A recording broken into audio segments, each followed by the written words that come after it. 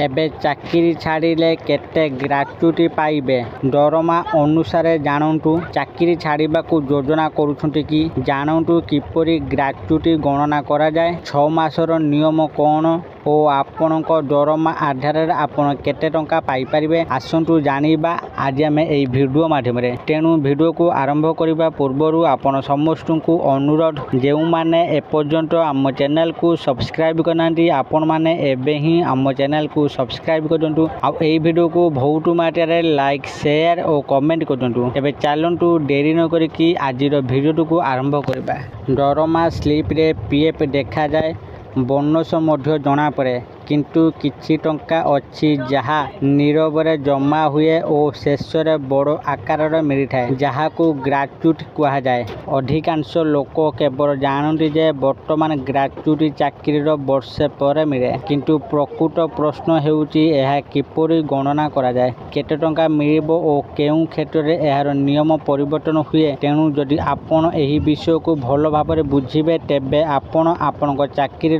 सबुठारु बड़ लुचि रही लाभ को सठिक भाव में बुझीपारे। ग्राच्युटी नियम कहीं करा जायछि सरल भाषा रे कहबाकू गले एही नियम कर्मचारी मानकू सेमानकर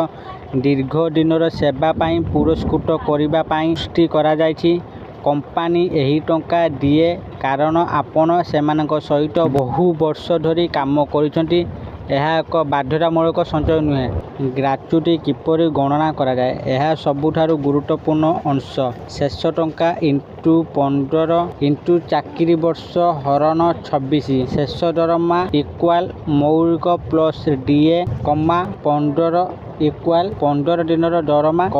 26 इक्वाल कार्य दिवस हठात प्रत्येक वर्षर सेवा पाई 15 दिन दरमा सहित ग्राच्युटी गणना करा जाए। 6 मासर नियम कौन जदि आपण 6 मासरु अधिक समय पाई काम करिसंती तेबे एहाको संपूर्ण वर्ष भाव में विवेचना करा जाए जदि एहा 6 मासरु कम हुए तेबे एहाको गणना रे शामिल करा जाए नाही। एहिठारु आपनकर ग्राच्युटीर चूड़ांत परिमाण परिवर्तन हुए। 1 वर्ष 7 मासर नियुक्ति किपरि गणना करा जिवो जदि नियुक्ति अवधि 6 मासरु अधिक हुए तेबे एहाको परवर्ती पुनः वर्ष हठात 1 वर्ष 7 मास इक्वाल 2 वर्ष पर्यंत हिसाब करा जाए। गणना 2 लाख इंटू 2 इंटू 2 हरण 26 फलाफल माइनस 23,076 प्राय। आशा करुँच आपण मानक आज भिडियोटी निश्चित भाव में भल लगी आपण मैंने भिडियो देखी सबकिछि बुझी जाइथिबे जे आपण मैंने चाकरी छाड़ीदेले केते टंका आपण मैंने ग्राच्युटी पाइबे